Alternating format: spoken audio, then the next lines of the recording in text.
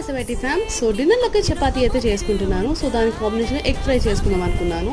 So ఎప్పుడు curry అయినా so వేరేలాగా చేసుకుందాం అని చెప్పేసి చపాతీ ఎగ్ రోస్ట్ చేసుకుందాం అనుకున్నాను.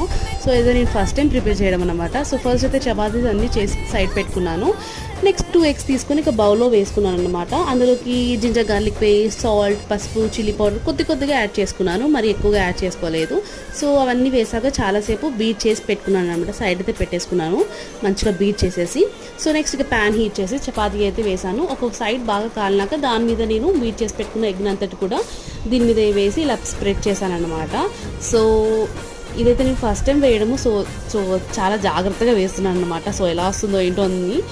సో ఇక నెక్స్ట్ సైడ్ కూడా ఫ్లిప్ చేశాను అనమాట. పర్లేదు, బాగానే వచ్చింది అనిపించింది. టేస్ట్ కూడా చాలా బాగుంది. అండ్ మీరు కూడా ఇదే విధంగా చేసుకుంటారు లేదా వేరే విధంగా చేసుకుంటారు నిన్న కామెంట్ సెక్షన్లో కమెంట్ చేయండి. సో టేస్ట్ అయితే చాలా బాగా వచ్చింది. కెచప్తో తింటే ఇంకా బాగుంటుంది. అవి next like and subscribe. See the next video. Thanks.